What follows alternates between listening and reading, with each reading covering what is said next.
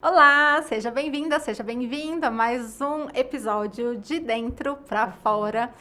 E hoje a gente vai conversar um pouquinho sobre medo, essa emoção que a gente tá tão acostumada a sentir, mas que nos assusta tanto, que afeta tanto a nossa vida e que muitas vezes a gente nem sabe como lidar, porque a gente não sabe nem de onde está vindo esse medo, como que ele surgiu. E a gente vai conversar um pouquinho sobre isso, começar a entender um pouquinho o que é o medo, né? Como que ele afeta o nosso corpo, a nossa mente, os nossos negócios, a nossa vida, né? Em todos os aspectos da nossa vida. E a Tá vai trazer uma coisinha que eu tô muito curiosa para saber, que é a questão dos arquétipos em relação ao medo. Que isso tá me deixando... Tá pipocando aí. Tá me deixando curiosa. Mas como que, né, surge o medo, assim? É uma coisa que a gente nem sabe, muitas vezes, né? É a origem dos nossos medos. A gente sabe que a gente tem medo de algumas coisas, mas muitos medos a gente nem consegue acessar. Alguns medos, eles são coletivos, né? Eles são ali passados de geração para geração. É o que Jung fala do inconsciente coletivo. São mais comuns, né? São mais comuns, né? Tipo, o medo da morte. Acho que, né, pelo menos, sei lá, 99% das pessoas tem, talvez. Enfim, mas uma grande parcela da população tem esse medo, né? Que é o medo do desconhecido, da gente não saber o que vem ali depois. Mas o medo, ele tem o fator fisiológico dele, né? Ele começa, ali a gente vai aprendendo, desde pequenininho, lá, quando a gente é bebezinho, a desenvolver alguns tipos de medo, e isso vai afetando a nossa fisiologia, vai afetando o nosso sistema nervoso, né? Então, ele é muito complexo. E eu acho que isso é muito lindo a gente entender. A gente não vai esgotar o que é o medo hoje. A gente vai falar, né, de uma forma, mesmo que profunda, mas ainda muito superficial do que é o medo, porque tem muita coisa para ser falada. Né? Mas a gente vai, ao longo da nossa vida, aprendendo a sentir medo sobre algumas coisas. E o medo, ele acaba sendo um mecanismo de defesa, né? E até um mecanismo de sobrevivência. Porque se a gente não tivesse medo de algumas coisas, a gente talvez nem estivesse vivo aqui, né? Para conversar sobre isso. Então, quando uma criancinha, a mãe fala, não, cuidado, né? Não faz isso. Ela está ensinando que aquilo ali é algo que é perigoso. Até porque a criança não tem medo. A criança não tem medo. Porque ela não entende o limite, o que é o perigo, né? E ela não sabe as consequências dos atos dela, né? Então, ela vai ali explorando o mundo na sua inocência e com o seu olhar desbravador, e a mãe que vai direcionando o que pode, o que não pode, o que é perigoso, o que é seguro. E quando é uma mãe que ela tem muitos medos, ela acaba passando isso para os filhos, né? Ensinando que o mundo é um lugar perigoso. E a criança, ela vai entendendo que ela não tem nada que ela possa fazer que faça ela se sentir segura. Você sabe que essa questão de passar de mãe para filho, do medo, a minha mãe, por exemplo, quando ela era mocinha, ela foi mordida por um cachorro. E ela ficou traumatizada com isso. E eu sou a primeira filha, depois veio meu irmão. E ela passou isso pra gente. Então, eu cresci sem ter contato com animal de estimação. Cachorro, gato, era uma coisa assim... Porque na visão dela, como um deles fez mal pra ela, né? Poderia fazer pra gente. Então, ela tinha um pavor, assim. E aí, com o tempo, a gente foi entendendo que não era bem assim.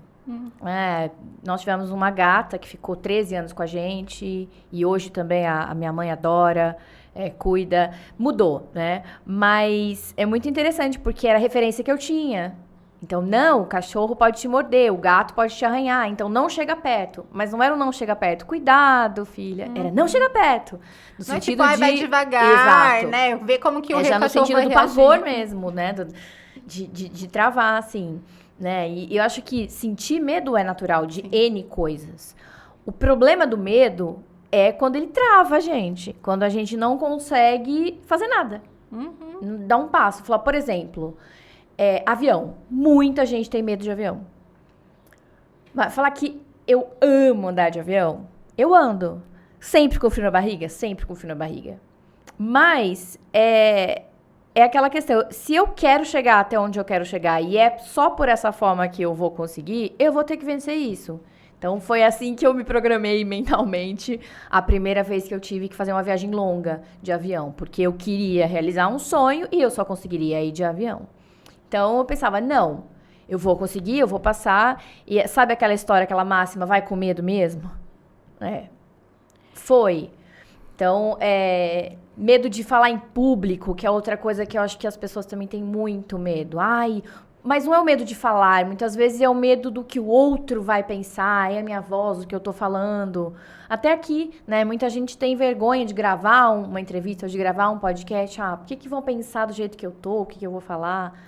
E eu acho que você está trazendo um ponto muito importante, né? Que é a distinção entre um medo que é real, que oferece real perigo, né? Afeta a sua sobrevivência, afeta a sua saúde, e os medos imaginários. Que é necessário esse até, que é o... Sim, né? sim. Que afeta a gente, ele é o necessário.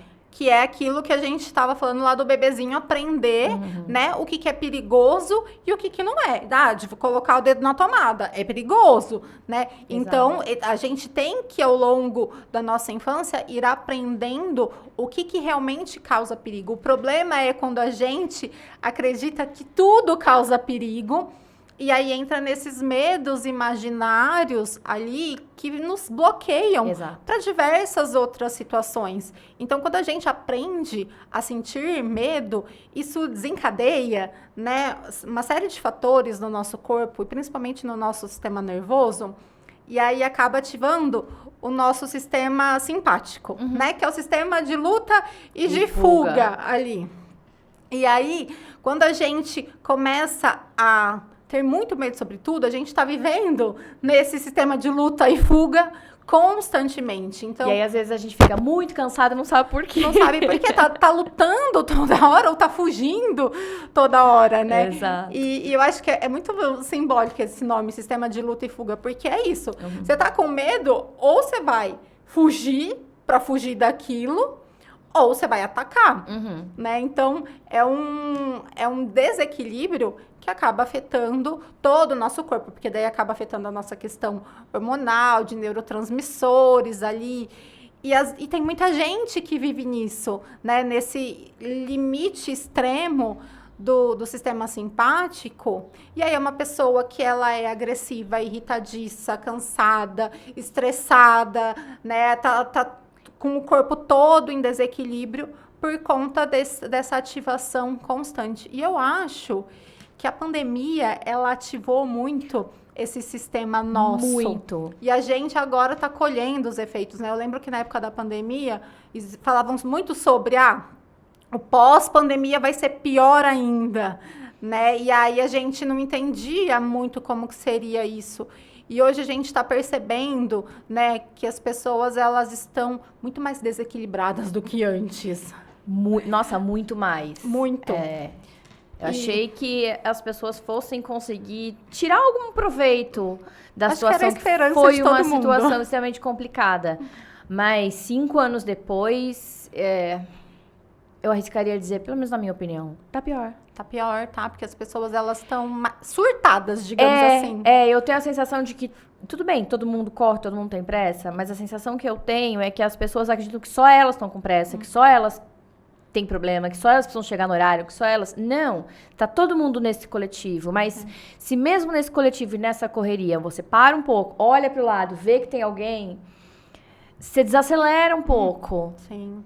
E aí a frequência já muda, porque se continuar nessa frequência acelerada, vai ficar cada vez mais acelerado, cada vez mais complicado, né? Porque a frequência atrai frequência, né? Você vibra ali na mesma sintonia. Sim. Né? E eu confesso que para mim é um exercício. Principalmente no trânsito, porque é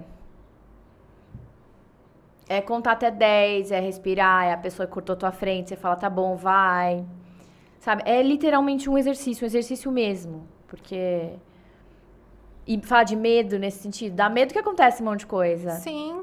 Mas sim, não dá pra não fazer. sim. Então, de novo, acho que vai com medo mesmo. Eu sinto que apertou um botãozinho, assim, de uma urgência, né? E talvez esse medo da morte ali que desencadeou, então essa necessidade de viver alucinadamente. Só que a gente não consegue acompanhar esse ritmo. A gente precisa do descanso, da pausa, do tirar o pé do acelerador. Eu acho que é né? duas coisas, né? Essa questão mesmo de acelerar por conta do medo da morte, fiquei muito perto da morte, quase morri, vi gente que gosta de morrer. E o outro ponto que eu acho que causa essa aceleração toda é a questão de, também perdi tempo, fiquei 3 meses em casa, fiquei 4 meses em casa, agora eu tenho que viver a minha vida. Tá, mas você não precisa viver sua vida como se o dia fosse acabar, o mundo fosse acabar amanhã. Sim, sim. E às vezes, né, são coisas tão pequenas, assim, no sábado, passeando na cidade, gente, um sábado, final de tarde, né, as pessoas não estão correndo para ir para o trabalho, não tem hora, assim. Mas elas E estão correndo no Elas trânsito. estão correndo no trânsito. Elas estão parando onde não pode, o sinal ultrapassando. vermelho. Sabe, coisa de... Gente, é 30 segundos. Tem lá o contador no semáforo. O que você vai ganhar ganhando ou não ganhando, né? 30 segundos, porque é absurdo. Mas, enfim... É complicado. É muito complicado. E é justamente isso, né? Acaba afetando diversas áreas da nossa vida que a gente nem tem consciência. Né? E a gente fala, tem medos que a gente tem consciência. Eu estou com medo de fazer isso. Eu estou com medo de fazer aquilo.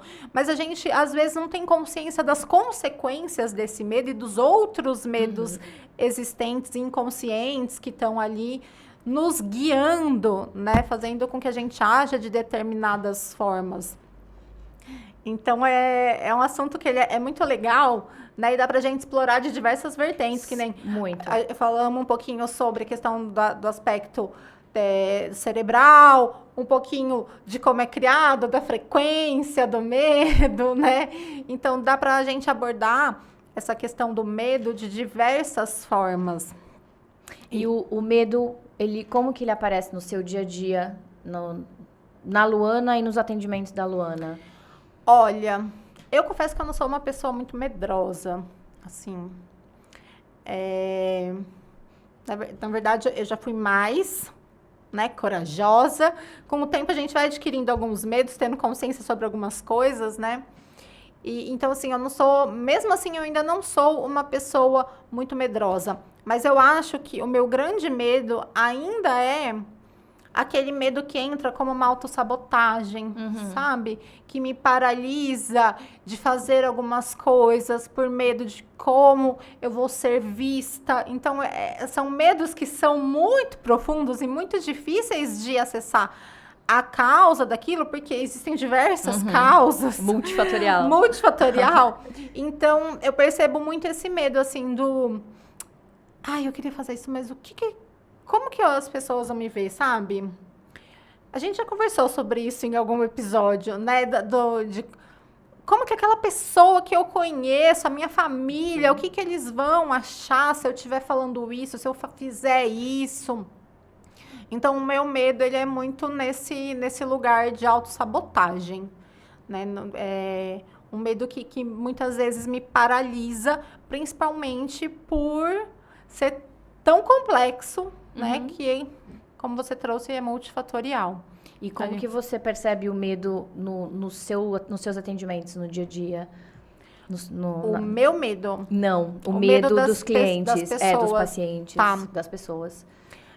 As pessoas, assim, que eu atendo, elas também têm medos muito profundos, né? De maneira geral. De uma maneira geral, né? Dificilmente alguém vem com um medo tão genérico. É muito mais São um coisas medo, mais específicas. Um medo de ser ela mesma, né? Um medo de fazer algo por ela mesma, um medo de falar não para o outro e desagradar o outro. Então, são medos muito complexos que também têm diversas causas. Quando a gente vai olhar para aquilo, a gente chega num lugar muito desconfortável né? inicial. A gente vai lá para pai, para mãe, entra na questão de amor de mãe, amor de pai, de autoestima, de formação mesmo, de base, né? Então, vem muito nessa origem desses medos mais complexos. Eu tenho uma pessoa que eu atendo que ela tem um medo Curioso. de cachorro também. E é engraçado que ela não teve nenhuma experiência traumática com isso. Mas ela também tem um medo paralisante. E justamente por não ter tido uma experiência traumática, a gente não consegue identificar a origem daquilo. Né? Então, é a única pessoa que tem um medo padrão, assim, né? Que você fala, é um medo disso, é um medo aceitável. Que aí eu acho que ele já sobe uma categoria, já vira uma fobia, já vira algo um pouco mais complexo, né? São as pessoas, por exemplo, que têm pavor de aranha, né? Sim. Eu conheço algumas, e assim, também não tiveram nenhuma experiência, mas só de imaginar a pessoa já começa... Assim... a passar mal. É uma coisa... E eu já tive muito medo de aranha. E eu tive uma experiência, né, na infância com aranha que me desencadeou esse medo. Mas hoje eu já não tenho tanto medo assim. A gente vai ressignificando, né? E eu até conversei com a minha mãe sobre essa questão do medo da aranha. Porque qual que foi a minha experiência, né? Os meus avós, eles tinham uma casa em Caldas Novas. E na minha infância, década de 90, lá era tudo mato, né? E aí a gente foi pra lá, e quando a gente chegou, era um dia à noite, e eu lembro de ter muitas aranhas gigantes nas quinas das paredes. E aquilo te assustou? Aquilo me assustou. A gente teve que dormir com aquelas aranhas, até que no dia seguinte alguém foi lá retirar. Mas assim, eram muitas e muito grandes na minha mente. E aí eu, enquanto adulta, fiquei me questionando, falei, será que elas eram tão grandes assim? Ou você que estava enxergando elas tão grandes? Porque na cabeça da criança a gente aumenta tudo. E eu perguntei pra minha mãe falou, elas eram grandes. Eu falei, então tá bom. Então você não aumentou? Não aumentei.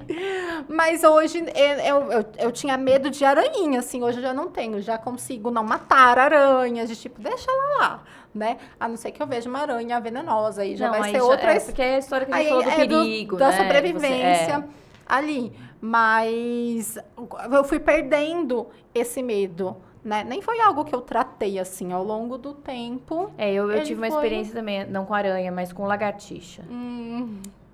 Já cheguei, por exemplo, a dormir na sala, porque tinha um no meu quarto, né? E aí falou, não vou dormir, imagina esse bicho vai cair em cima de mim. Porque quando eu era criança, isso aconteceu. Brincando no chuveiro, né? Tomando banho, cantando com o chuveirinho, ela tava no teto, eu não vi. E a hora que a água bateu, ela caiu, mas ela caiu em cima de mim. E aí aquilo, né, deu aquele choque, eu fiquei meio... Isso eu era... Não lembro quantos anos eu tinha. Mas foi até adulta, nesse nível de ver uma lagartixa. Até que... aí você começa a ler, né? Começa a buscar.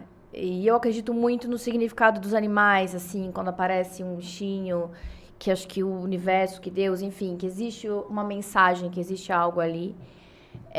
Principalmente com pássaros, com borboletas. Eu acredito nisso. Tem gente que não, mas pra mim faz sentido.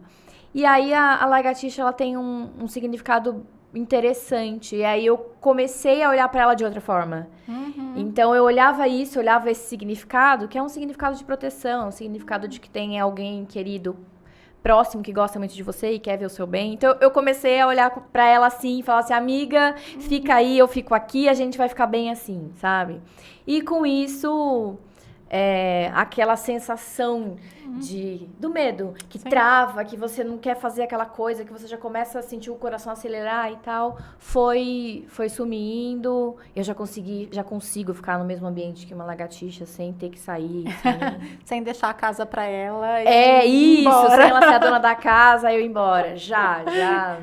É interessante, né? Mas foi uma experiência chocante, vamos dizer assim, que foi a mesma que aconteceu com você, né? Sim. Choca. Sim. Aí a gente acredita que as outras também vão ser assim, mas foi a única, graças a Deus. Nunca pisei, não, foi só dessa vez que ela caiu no meu ombro e eu senti que ela é gelada. E é engraçado isso, essas experiências de criança, né? Porque a gente falando, né, de como a gente aprende a ter medo, e eu tenho uma sobrinha que ela tem 4 anos, e desde muito pequenininha, assim, ela quer matar todos os insetos. Tudo. Formiga, eu não sei o quê. É a exterminadora. E ela... porque... lagartixa! Sabe, ela entra num lugar de como se tivesse medo, mas ela nunca teve nenhuma experiência. E ela convive muito com a minha mãe. E a minha mãe é uma pessoa que ela é muito medrosa, né? E quando vai passando isso, então... Por que eu lembrei disso? Porque eu já cheguei a mostrar a foto pra elas de lagartixa bonitinhas, coloridas, sorrindo na internet. Pra assim, olha a lagartixa, que fofinha que ela é. Pra ver se ela fica mais amiga da lagartixa. Porque senão ela quer matar todas, né? E eu trazendo esse contraponto. E aí fiquei buscando umas lagartixas coloridinhas, sorrindo, que tem dentro, que a galera tem em aquário e não sei o quê. Assim, olha só que fofinha. Tá funcionando? Funcionou. Então tá né? bom. Agora, nunca mais tive uma experiência, assim, pra prestar atenção com ela. Mas é muito isso mesmo, porque acho que muita coisa que a gente vai trazer para a vida adulta vem com a base ali da infância, que algumas a gente lembra, a gente tem essa consciência, outras são mais sutis, né? É um medo herdado, vamos dizer assim, entre aspas, que a gente parar e analisar, a gente nem sabe se é nosso mesmo. Sim. Que vem ali. Então, eu acho que é legal as pessoas que estão assistindo a gente parar e fazer essa reflexão, né? É algo que eu vivenciei quando criança ou até quando adulto e que me causou um bloqueio? Ou será que é algo que falaram pra mim, eu não vivenciei e eu acreditei? É fazer uma reflexão, né? Acho que... E você trouxe, né, essa questão da frequência do medo. Ali na escala de Hawkins, medo vibra em 100 Hz, né? Acho que a escala é o máximo. Ela é maravilhosa. E aí tem pessoas que vibram o tempo todo nessa frequência do medo. E é uma frequência baixíssima, né? Considerando que a frequência da coragem é 200, então é metade. Considerando que a nossa frequência do amor, por exemplo, é 500, né? É muito baixa. E a gente fala muito da lei da atração, né? Vamos mentalizar dinheiro, mentalizar a casa que eu quero. Mas a lei da atração, ela não funciona assim. Ela funciona atraindo a frequência que a gente tá emanando. Então, se a gente tá vibrando na frequência do medo, e aquela pessoa que tem medo de tudo, aí ela fica, não, eu tenho medo porque eu moro na cidade tal e lá é muito perigoso e eu já fui assaltada tantas vezes. Mas é óbvio, né, que você foi assaltada tantas vezes, porque você criou ao redor de você essa convicção de que é uma cidade perigosa, que as pessoas serão assaltadas e você será assaltada. Né? Todo mundo da cidade foi assaltado. Eu não estou negando a violência. Existe realmente a violência. Mas né? ficar pensando nela o tempo inteiro não vai ajudar. Exatamente. Pelo contrário. E aí entra até, que era isso que eu queria trazer, da questão dos animais, né? Por que um cachorro ataca uma pessoa e não ataca a outra pessoa? Tem um instinto animal, tem, mas às vezes a pessoa, ela tem tanto medo, e a gente sabe, né, que a gente emana feromônios ali, que o cão, ele vai farejar e vai se sentir ameaçado. E a minha mãe, do medo herdado, na verdade, o meu avô materno, ele tem medo de gato. E ele passou isso para todos os filhos. Então, a minha mãe, as irmãs, todas têm medo de gato. E ela fala, eu tenho medo de gato, porque quando eu chego num lugar, eles já me olham e já se Eles também estão com medo dela. Oh, gente, mas eles estão reagindo assim justamente porque eles você com tem medo. É. E eu tenho um gato, e o meu gato, quando minha mãe vai em casa, ele sente o cheiro dela de longe, ela nem estacionou o carro, e ele desaparece. Porque ele sabe que ela tem medo. Ele se enfia nos cantos, embaixo da máquina de lavar roupa. Ela não vê ele. Falo, mãe, ele tem mais medo de você do que você dele. Tem. E é só com ela, pode ir qualquer pessoa em casa. Ele fica meio assim, some por um tempo do gato, e depois ele vem. Mas ele desaparece, ele aparece 3 horas depois que ela foi embora, Isso sabe? aí também tem medo, exato. Então a gente, né, de uma certa forma, acaba emanando esse medo. Os animais são super sensíveis, Tem os que percebem e tem isso. aqueles que eles vão sentir, eles sabem que você tem medo, aí ele quer te convencer de que ele é bonzinho. Porque eu perdi o medo de cachorro, porque eu ia estudar na casa de uma amiga. E ela tinha um poodle, mas é poodle, aqueles poodle normal, o grande. Aham. E é bem isso, acho que eu já tinha medo, então eu já chegava e já ficava assim. Aí tinha 3, 4 meninas, ela prendia, mas o danadinho escapava e ele pulava em cima de quem? De você. De mim. Olha como eu sou fofinho. Mas era bem nessa coisa, assim, no sentido, olha, eu sou legal, não precisa ter medo de mim, me deixa solto que eu vou ficar aqui. E de tanto ele fazer isso, eu perdi o medo dele. E fui começando a perder medo de cachorro, mas cachorros menores. Eu ainda tinha muito medo de cachorro grande, porque na minha cabeça, assim, nossa, esse cachorro, a boca dele é também na minha cara, por exemplo, né? Tinha umas coisas assim, porque eu herdei um trauma, né? E a gata que eu comentei que a gente teve, ela ficou em casa por conta do meu irmão. E meu irmão teve uma namorada que tinha muito medo dela, muito medo. Por trauma. Porque já tinha sido arranhada quando era pequena, e os avós falaram, isso que a gente tá falando aqui, né?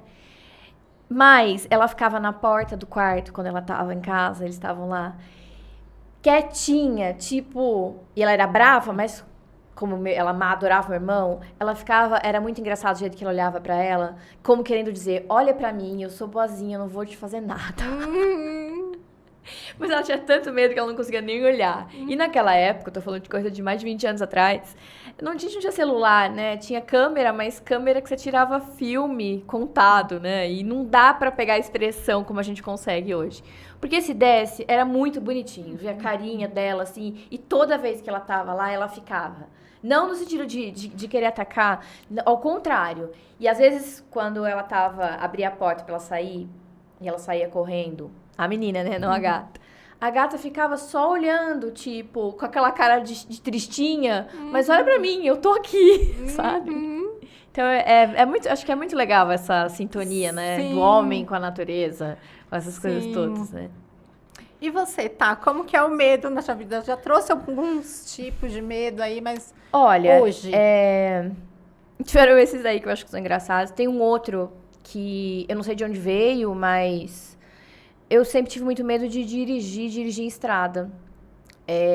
Tirei carta com 19 anos, dirigia na cidade, mas eu fui dirigir em estrada com 27. E aí foi tipo, vai com medo mesmo. Eu lembro até hoje a sensação de pegar o carro, né? Aquele frio na barriga, aquele sobe e desce, aquela tensão que ficava quase o ombro aqui, né? Colada, assim. Nossa, e as primeiras vezes... peguei uma chuva que eu não enxergava nada, aquela vai, né? E o carro cheio, minha avó ainda era viva, mãe, pai, vó, todo mundo no carro, e você na direção, aquela responsabilidade, né? Não, tô aqui, vai dar tudo certo, tem que dar certo. E aí, com tanto ir de medo em medo, chegou uma hora que ficou uma coisa natural. Não sei, já li depois alguns estudos que analisam essa questão do medo de dirigir com a questão de você tomar o rumo da sua própria vida. E, enfim, eu não lembro exatamente muita coisa que estava acontecendo na minha vida naquela época. Mas lembro disso, demorei um tempo, porque na minha cabeça era o seguinte, será que eu vou conseguir controlar o carro? Será que eu vou conseguir mudar a marcha? Será que eu vou conseguir ver quem vem? N coisas... Aí a gente já falou um pouco, acho que sobre ansiedade, essa coisa da ansiedade, né? De você viver lá na frente, não prestar atenção no que tá acontecendo agora, né? Porque o medo é agora, ele não é lá na frente, a gente sente agora, né? E acho que foi um episódio que marcou bastante. Hoje, eu acho que é muito parecido com o que você colocou, essa autossabotagem. Quero fazer tal coisa, mas será que vai dar certo? E se, né? Eu mesmo vou colocando barreiras, algumas reais, mas que a gente consegue transpor, outras imaginárias que a gente acha que vai ser, né? E hoje eu consigo lidar bem com a questão do julgar, né? Do julgamento, do que o outro vai falar, mas foi uma coisa que me preocupava muito. Principalmente depois que eu comecei, que eu me tornei professora, você tá ali, né, você tá exposta literalmente, né, porque você tá na frente de uma sala de aula com 30, 40, 50, 90 pessoas,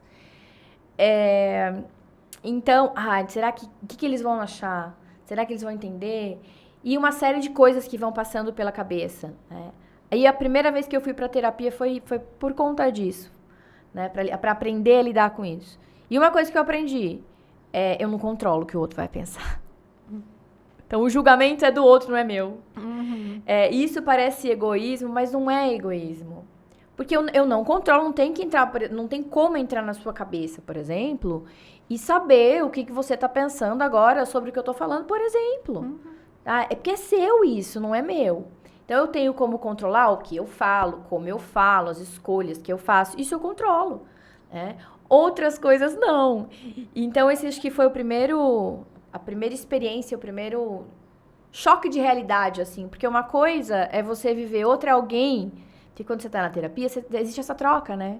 E alguém te mostra um outro olhar que até então você não tinha conseguido perceber. Que pra mim, realmente, foi muito importante. Foi um processo e eu acho que com a idade, com o amadurecimento, isso vai ficando mais forte. No sentido de entender, tá tudo bem. Um pensa diferente, o outro pensa diferente, eu penso numa terceira forma. Isso não significa que a gente não consiga conviver e o que cada um quiser julgar, se achar bom, achar ruim, não pertence a mim, pertence ao outro. Acho que isso me ajudou muito. E me ajuda quando eu ainda pego a questão da autossabotagem e fico nesse serás. Isso me ajuda a centrar um pouco. Tá, mas você não tem controle sobre isso, Thaís. Então foca no que você tem controle pra lidar com essas coisas. Porque é óbvio, gente, que a gente não vai ficar livre do medo. Tem esse medo orgânico que a gente já falou que é natural, né? E esses outros que vão aparecendo, porque também com a maturidade a gente vai ficando mais medroso. Porque a gente vai entendendo mais as coisas. Né? Tem coisas que eu fiz aos 20 anos que eu falo, meu Deus do céu, como é que eu fiz aquilo? E hoje aos 40 eu falo assim... Mas é por conta disso, a gente tem 20 anos de vivência, e você tem 40, você tem mais 20 pra frente. Então, isso faz diferença. Que é a história da criança, ela tá formando a bagagem dela, então ela não entende o que é perigoso. Se ela for pular daqui e ali, pra ela tá tudo bem. Ela não entende que ela vai se machucar, né? Eu acho que é tudo isso, toda essa questão, assim. Então, comigo, acho que foi muito, muito isso. O julgamento, e aí do julgamento entrava o medo de me expor, né? Só que aí eu entendi que eu exponho o que eu quero. E o que eu quero que é essa questão de colocar os limites. Até onde eu vou? Vou até aqui. Mas nada. Eu coloco o limite. Então, se eu não coloco o limite, o outro não vai colocar. Que é uma outra coisa que eu aprendi. E isso ajuda bastante a gente lidar com a questão do medo. Né? Foram 17 anos entrando em sala de aula, todo semestre, e 17 anos de frio na barriga. Porque cada turma é uma turma, é a mesma disciplina, mas ela nunca é dada da mesma forma, porque são pessoas diferentes, né? Que acredito que aconteça a mesma coisa com você. Você pode usar a mesma técnica e 10 pessoas vão ser 10 coisas diferentes, porque são 10 pessoas diferentes. Né? Então, acho que o medo, em algumas situações, ele me paralisou, tipo, me impediu de fazer algumas coisas, como eu fiquei um tempo sem dirigir. Mas em outras situações, é a história de vai com medo mesmo, né? Que algumas pessoas viram e falam assim, nossa, que coragem. Aí a gente pode pensar, o que é a coragem, né? No meu ponto de vista, é você fazer as coisas com medo mesmo, porque o medo não vai deixar de existir. Né? Você fala assim, não, é você enfrentar ele. Fala, não, ele não é maior que a minha vontade de realizar. Por exemplo, né? Eu já escutei muita gente, mas eu tenho medo de empreender. Você quer empreender? A sua vontade de empreender, de realizar, de fazer é maior do que o teu medo? Eu acho que é uma pergunta que a gente deve se fazer. Em diferentes situações, né? Que é saudável, por exemplo, a gente ter um Sim. medo de empreender, né? Porque a gente começa a analisar os riscos ali, o que a gente tem que fazer, qual é a organização, quais são os primeiros passos, do que zero medo de empreender e vou lá e me jogo de cabeça de uma forma inconsequente. Não dá pra fazer sem planejamento. Né? Então, o medo de empreender, ele é um medo saudável, desde que ele não te paralise e não te impossibilite de empreender. Né? Faz você ter cautela, mas não te paralisar. De não assar, de não ter ação, né? Exato. De falar, não vou E aí pode ser coisa que ouviu em casa, que viu, e aquilo vai somando, somando, a pessoa trava a ponto de ter uma ideia maravilhosa, um produto maravilhoso e não conseguir dar um passo para colocar aquilo no mercado e fazer aquilo girar. Tamanho é esse, né, esse trauma, travou, ficou ali. Então, acho que...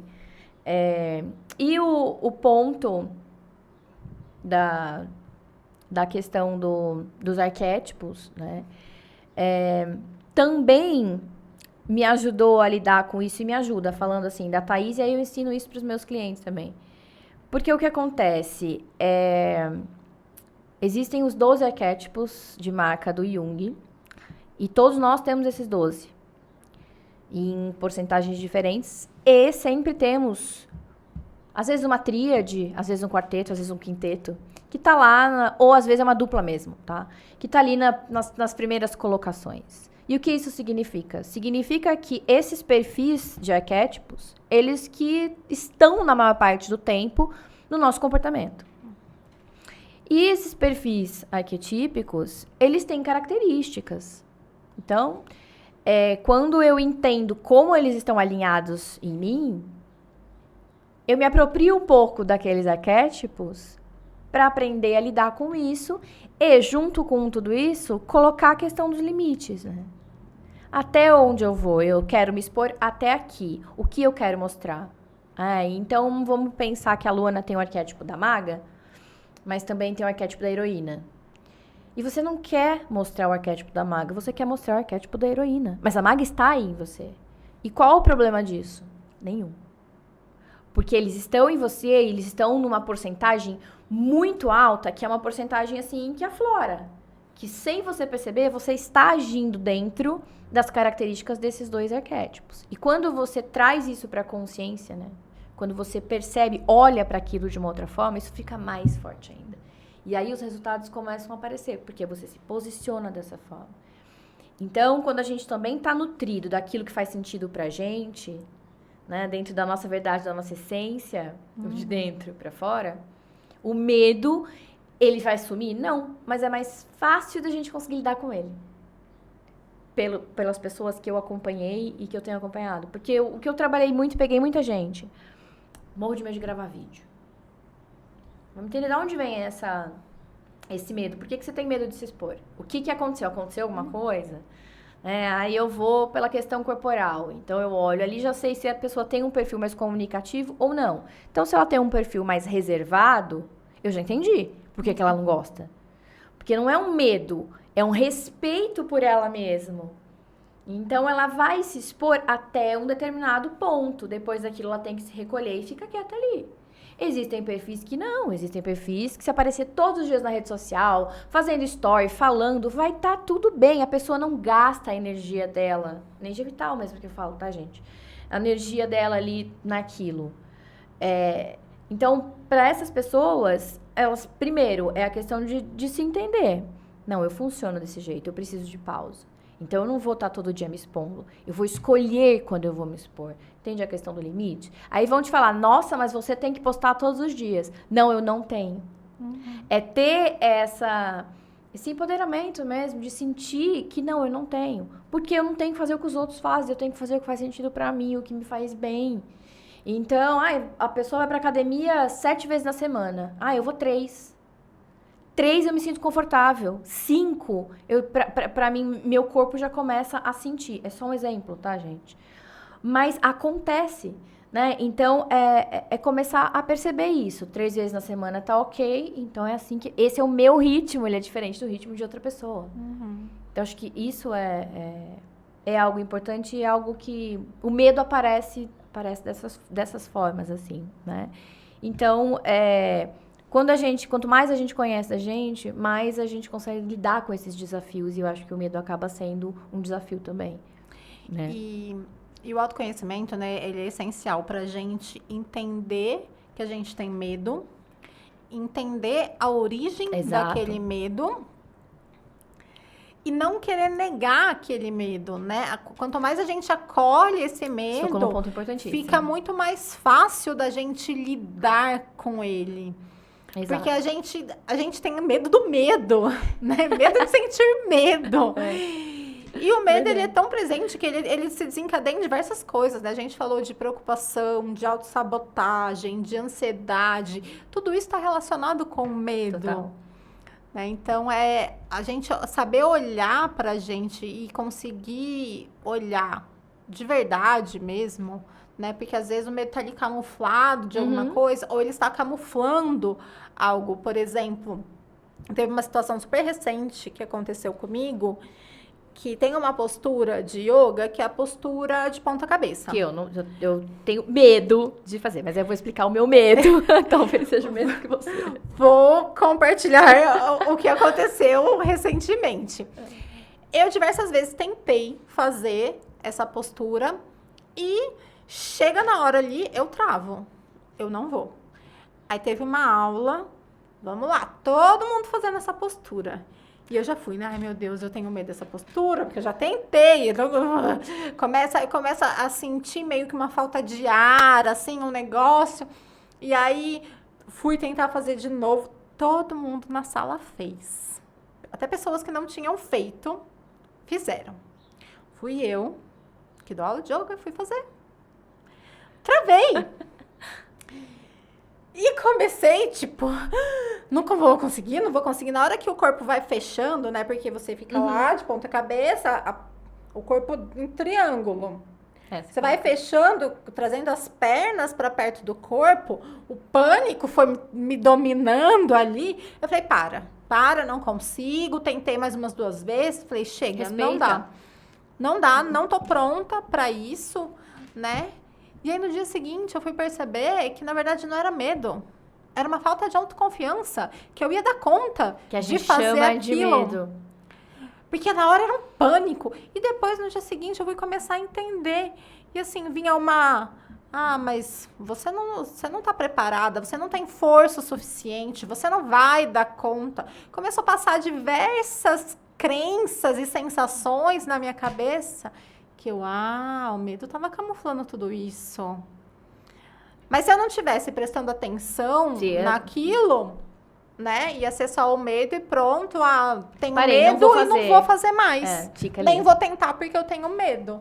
Agora, minha meta é transpor tudo isso para que eu faça a postura. E vai chegar um ponto que você vai falar, pronto, vai fazer com naturalidade. Mas antes disso, eu vou ter que trabalhar a minha autoconfiança, a sensação de que eu dou conta, né? E quantas coisas eu acho que eu não dou conta na minha vida que eu nunca tinha percebido e que eu fui perceber nessa postura, né? Porque a postura, ela foi um reflexo de algo que existe dentro de mim. Porque essa postura, ela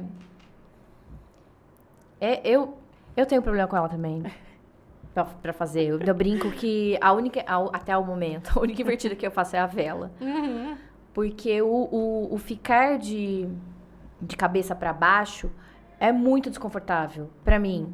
Mas aí eu acho que vem aquela coisa de infância, parque de diversão, molecada, vai naquele brinquedo que vira de ponta cabeça, fica 1 minuto de ponta cabeça, pendurada naquele pêndulo que faz assim. Detestei aquela sensação. Então, acho que é um pouco daquilo que vem agora, né? Naquele... E também parece que tá sufocando, que vai ficar tudo preto, não sei o quê. Então, a hora que eu faço assim, eu já falo, não quero. Não vou fazer outra coisa e tal, e pá. Né? Mas não enfrentei. Mas, muito provavelmente, quando te ouvindo, é muito disso.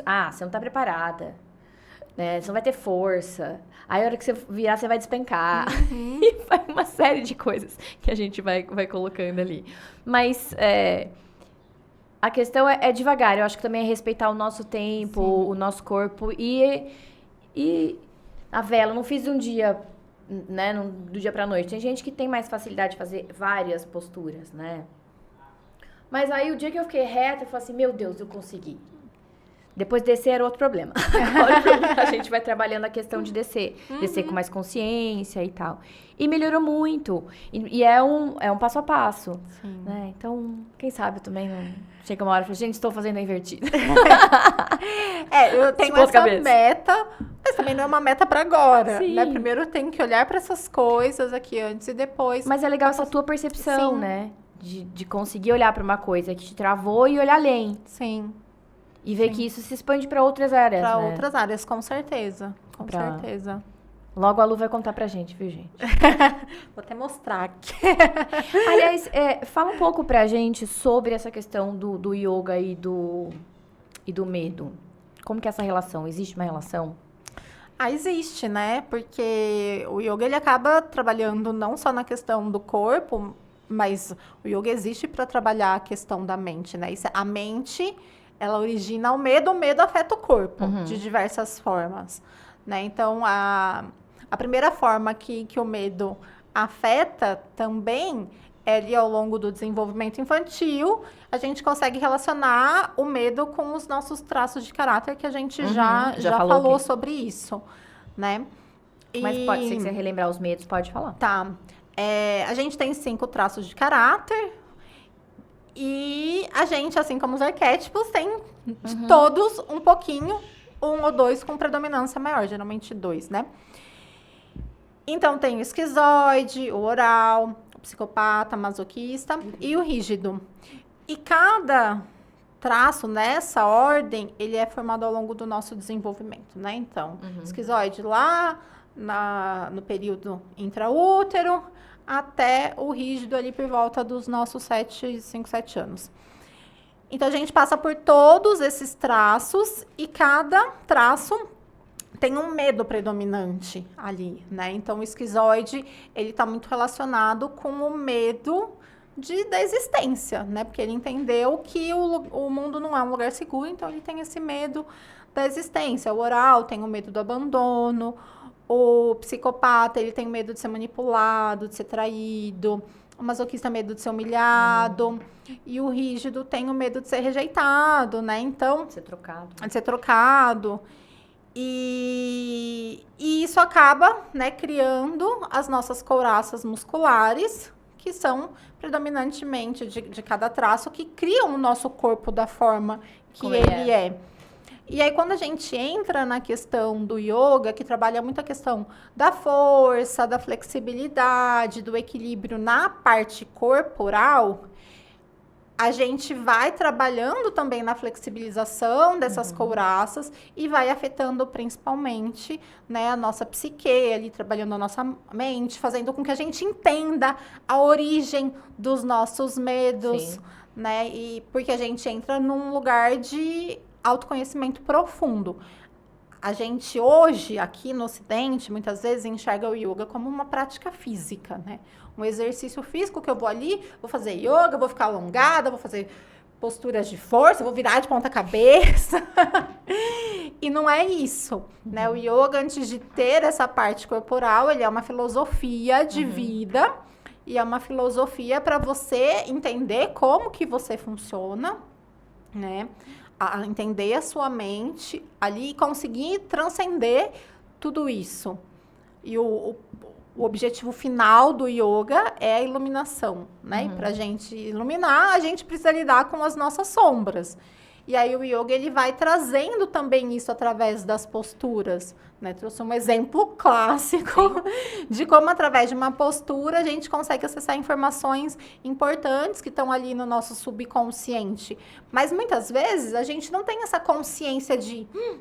percebi isso, tão bem elaborado. Exato. Mas a gente já está trabalhando no corpo, já está liberando essas informações que estão no corpo. No seu caso, por exemplo, ele tem uma memória celular. A mesma postura, ela engatilha uma memória celular. Sim. Ali. Acredito eu, porque foi uma experiência horrorosa de ter que ficar pendurada lá, gente. Eu brinco que eu não nasci pra ser morcego, que fica lá de cabeça pra baixo. Eu lembro até hoje, faz muito tempo, acho que eu tinha 15 anos. Nossa, sensação horrorosa. Não vi a hora daquele negócio descer e eu parar e eu poder descer. Então, a gente vai, com isso, também modificando, né, toda a nossa estrutura física e mental, principalmente. Então, o yoga, ele ajuda muito nessa questão do medo. Principalmente porque também as posturas, elas têm os benefícios físicos, né? Às vezes você tá ali, por exemplo, fazendo uma pinça, quer colocar as mãos no pé sentado, e você vai estar ativando coluna, glúteos, coxa, né? Toda a parte da perna. Ali vai estar ativando rins, suprarrenais e tal. Mas... você também, ali, né? você também está ativando outras coisas ali. E, por exemplo, nessa da pinça que eu trouxe especificamente, quando a gente ativa o rim, na medicina tradicional chinesa, o medo fica armazenado nos rins.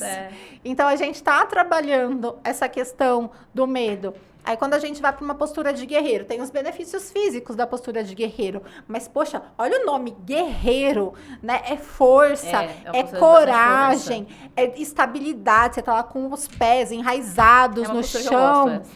E ela é muito clássica, né? Uma aula sem postura do guerreiro, acho que não é uma aula. Não, porque assim, tem aquelas posturas que a gente não fica tão confortável, mas faz, tem as que a gente gosta e as que a gente detesta. Sim. Mas tá, tem que fazer, a gente faz. Justamente essas que a gente não gosta, que a gente tem que fazer. Eu tava lendo um artigo, sei lá, acho que faz alguns meses, falando exatamente sobre isso. E melhorou, mas eu tinha um problema com o cachorro olhando pra baixo. Porque... o tendão, né, o calcanhar, não fica. E eu queria que ele ficasse. Mas... E também não ficava tão bonitinho, né? Não ficava aquele triângulozinho, assim. Só que aí de tanto você fazer... É um processo, o corpo vai entrando no alinhamento. Melhorou, mas falta um tanto assim pra chegar no chão ainda. Mas já não é tão desconfortável quanto era antes. Agora eu tenho que pegar uma outra inimiga. Uma outra postura inimiga. Que essa já não tá tão inimiga. E olha que interessante, né? Você tem a versão Sirsasana, que é de cabeça para baixo, o cachorro olhando para baixo, que é pra também baixo, é de cabeça para baixo. E essas posturas, elas nos mostram que a gente consegue enxergar as coisas de uma forma diferente, né? Ver o mundo de uma forma diferente. Então, tem esses simbolismos. Também. É como se, né, como se fossem uns arquétipos ali da postura, que a gente vai trazendo essas forças, né? Então, a gente vai trabalhando questão de autoestima através das posturas, de autoconfiança, né? E aí, consequentemente, isso vai diminuindo o medo para diversas coisas, além do yoga proporcionar você compreender a origem daquilo, você conseguir acessar essas informações. E acho que também é um grande desafio, né? Porque tem muitas posturas que exigem equilíbrio. Sim. Né? Que, aliás, eu adoro as que exigem equilíbrio. Me testo, né? Pra ficar ali e ficar parada. Eu gosto dessas que eu tenho que ficar paradinha ali, me desafiando e tal. Porque aí eu tô concentrada ali. A minha mente não tá divagando, eu tô ali. Presença, né? Pensando, nossa, meu calcanhar tá doendo, mas vamos lá, eu tô aqui. Daqui a pouco isso aqui vai passar. Aí passa aquela, aí vem um desconforto no joelho. Aí o desconforto no joelho... E acho isso muito legal, porque você acaba tendo uma consciência corporal do próprio corpo. E a hora que a gente vê aquilo que achava que era tão complicado, você tá fazendo. Sim. De uma maneira fluida, né? De uma maneira gostosa, assim. Eu gosto muito de yoga, né? Então, e eu acho sou suspeita. Que o yoga ele é muito legal porque ele mostra pra gente o quanto é impermanente, né? Porque se a gente fizer uma série de asanas hoje, o nosso corpo vai reagir de uma forma. É isso que eu ia falar. Amanhã a mesma série da manhã vai estar reagindo de outra forma. É muito legal isso. Né? Porque a nossa mente, ela tá afetando ali, né? Então, se eu emoções. Tô pensando em diversas outras coisas e não tô presente, lógico, meu corpo não vai reagir bem a algumas posturas. Então, é muito legal mostrar essa impermanência. E para algumas pessoas, por exemplo, que são muito controladoras... Elas têm medo da impermanência. Elas querem tudo que seja, né, branco no preto, preto no branco. Ali, claríssimo. Eu sei o que eu vou fazer, né? Então, o yoga, ele mostra isso pra gente, né? Que tudo é de um jeito que tá naquele momento. E amanhã vai ser outra coisa. Porque a gente é tá assim tudo também, bem. né? Sim. Tem dia que a gente tá mais produtivo, ativo. Tem dia que a gente tá um pouco mais quieto, querendo fazer coisas que não exigem tanto movimento, né? Ou fica mais focado na questão do pensar. E a gente, principalmente enquanto mulheres, né? Por conta da nossa questão hormonal, varia muito ao longo do mês isso. Não dá pra gente querer fazer tudo igualzinho o mês inteiro. A gente vai fazer diferente. A gente até tenta. A gente se cobra, né? Porque é muito interessante isso. Quando eu passei a observar e a respeitar essa questão do ciclo, é muito diferente. Sim. Muito. Você percebe mesmo que vão ter dias que você vai estar a 1000 e fazendo mesmo naquela energia de fazer. Aí vão dar 2 dias que aquilo já baixa, você já tá numa frequência diferente, e tem aquela que você não quer fazer muita coisa, você quer fazer nada, se possível. que normalmente é quando você já tá no fluxo, assim, né? Já tá ali, você quer ficar realmente quietinho. E quando a gente consegue respeitar isso e fazer as atividades, é tão diferente. Exato. Tem momentos que, infelizmente, não dá. A gente acaba, né, tendo que ajustar ali. Mas a gente sofre...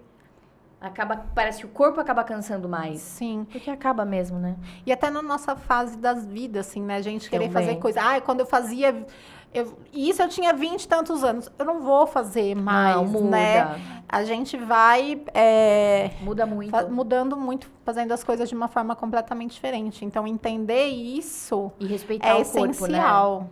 Né? Porque eu brinco que... Até eu estava conversando com uma conhecida agora na hora do almoço. Ela, não, porque a minha filha acorda 15 minutos antes de ir pra aula, né? Sai às 6, 15 para 6 acorda, sai às 6. E ela tava comentando que tem coleguinha, que a menina falou pra mãe que tem coleguinha que acorda às 5 pra se maquiar, 15 anos, pra ir pra escola. Aí eu falei, nossa, que saudade dessa época que eu acordava 15 minutos antes, 20 minutos antes. Agora eu preciso de 1 hora, 2 horas pra poder funcionar plenamente, assim. Ia no tranco, literalmente no tranco, e pegava bem, assim. Imagina, hoje é outra pegada, é o sono, tem que ser um sono regular, tem que ser um sono de qualidade, senão também acordo e tem os horários. Sim. Mas o legal, eu acho que é essa questão também de observar o nosso corpo, né? Que a gente já falou sobre isso. Então, eu preciso dormir mais cedo e acordar mais cedo. Hoje, eu já fui de acordar meio-dia, não consigo mais. Sim. E falar, mas o que mudou? Não sei, mudou, e que bom que mudou. Hoje é assim. Então, se eu vou contra isso, é mais sofrido pra mim. Então, E acho que envolve um pouco de medo também, né? Porque a gente fala assim, o medo, eu vou falar, não, eu tenho que dormir tal hora. Mas o outro vai achar que eu sou chata. O problema é dele se eu achar que eu sou chata. Eu preciso dormir mais cedo. Por exemplo, né? Sim. O que antes, isso era um problema. Problema assim, o que o outro vai pensar. Hoje já não é mais. Hoje eu acho que é aquela prioridade, a gente se coloca como prioridade. E acho que a gente tem que ser a nossa prioridade, né? Sempre. Porque senão você não consegue olhar para o outro, atender o outro, se a gente não conseguir lidar com as nossas frustrações, com os nossos medos, com as nossas coisas, né? A gente não tá 100%, fica mais difícil, né? Exato. Ali. Exato. E eu quero só, daqui a pouco a gente já vai encerrar, eu comentei dos arquétipos, mas veio uma pergunta no seguinte sentido. Se existe um arquétipo mais corajoso que o outro, se existe um arquétipo que não tem medo. Não existe. Nem o da heroína? A heroína Ou da aventureira. É da aventureira? Aventureiro ou explorador. Explorador ou a heroína. É o que acontece. Se eu pego a personalidade isolada, ela vai enfrentar com mais facilidade as adversidades que vão aparecer, tanto uma quanto a outra, né? Tanto uma personalidade heroína como uma personalidade exploradora ou aventureira. Acontece que ela nunca vem sozinha. Tá aqui falando uma exploradora, que inclusive tem dia que a minha exploradora grita, ela toma a dianteira e fala assim, hoje eu vou, me deixa comigo. Mas ela tem medo. Mesmo querendo descobrir, mesmo querendo fazer, ela tem medo. A heroína não é muito forte em mim, não. A heroína tá lá pra baixo. Mas vamos supor que ela fosse, né? Tem uma conhecida que ela é heroína misturada com governante e cuidadora. São os 3 principais dela ali. Ela tem medo. Medo de um monte de coisa. Eu vou lançar esse curso. Será que vai ter aluno? Será que isso aqui vai dar certo? Entende? Então, assim, vamos desmistificar esse negócio, né? Não tem... Igual a gente falou de postura, né? Não tem uma postura melhor que a outra. Cada postura tem os seus benefícios. Assim como também não existe um arquétipo melhor que o outro, porque tem muita gente que me pergunta, qual é o melhor arquétipo? O seu. Ou os seus, né? Não existe. E também não existe um arquétipo nenhum que ele esteja isento de medo. Não tem. Todos vão lidar com o medo, sentir medo, vamos dizer assim. Vão sentir medo porque não é o arquétipo, na verdade. O arquétipo é só algo que a gente se baseia. Mas quando a gente traz para a pessoa, são sentimentos, são valores, são crenças. E é tudo isso misturado. Então, é isso que dá a identificação com aquele arquétipo, né? Para quem não sabe o que é um arquétipo, é uma figura. Não é uma máscara, né? É algo Não que tá é uma dentro. Não é uma coisa que máscara. você pega fora e põe. Exato, exatamente. Se você colocar a máscara, então eu falei da heroína. Se eu começar a me vestir como uma heroína e tiver uma postura combativa como um herói que combate o inimigo, que combate o mal, vocês vão olhar pra mim e pode estar tudo muito bonito, pode estar tudo aparentemente encaixado. Só que você vai olhar pra mim e falar assim, tem alguma coisa estranha, não sei o que tá estranho. Por que tá estranho? Porque aí é uma máscara, eu não sou assim. Eu não sou... porque tem muita gente que vive na defensiva, né? Ou no ataque. Porque pra você se defender, você já ataca, né? Conheço algumas pessoas assim. Isso é uma postura de herói. Talvez um herói que esteja numa dor, aí a gente entra nos traços do caráter, né? Mas não é o meu caso. Eu posso pensar diferente de você, isso não me impede de conviver com você e de te ouvir. Isso com diferentes pessoas, entende? Então, não é uma máscara, acho que você trouxe muito bem. E quando a gente conhece, entende os nossos arquétipos, a gente escolhe como colocar eles, em que momento colocar, e como mostrar, e como se posicionar. E isso ajuda na questão do medo, no sentido de que quanto mais nutrido de mim eu estou, menos eu me importo com o julgamento alheio, menos eu tenho medo. Então, de novo, de dentro pra fora, eu tô nutrindo a minha essência, eu tô nutrindo aquele... É como se fosse a plantinha que você tá colocando água ali, e ela tá crescendo e tá ficando bonita. A raiz tá lá. Então, se estiver ventando, se estiver chovendo, ela vai continuar crescendo, né? Então, a chuva e o vento são o que os outros estão pensando, o que os outros estão falando, porque a planta não tem como saber como vai chover, quando vai ventar, né? Então, eu acho que é a mesma coisa. Então, só para concluir a questão dos arquétipos, que eu acho que era essa a sua curiosidade. Se tinha algum que não tem medo. Acho que a gente ainda é um bate-papo muito legal, né? Estamos ali extrapolando o tempo. Pouquinho. Fica pra semana... Pra semana que vem. Eu vou falar pro próximo episódio. No próximo episódio, a gente vai trazer uma mensagem. A gente talvez comece com a mensagem. Pode ser uma boa, né? Ser. E a gente começa no próximo episódio com uma mensagem para vocês. Então, deixo aqui o nosso muito obrigada. E até a próxima.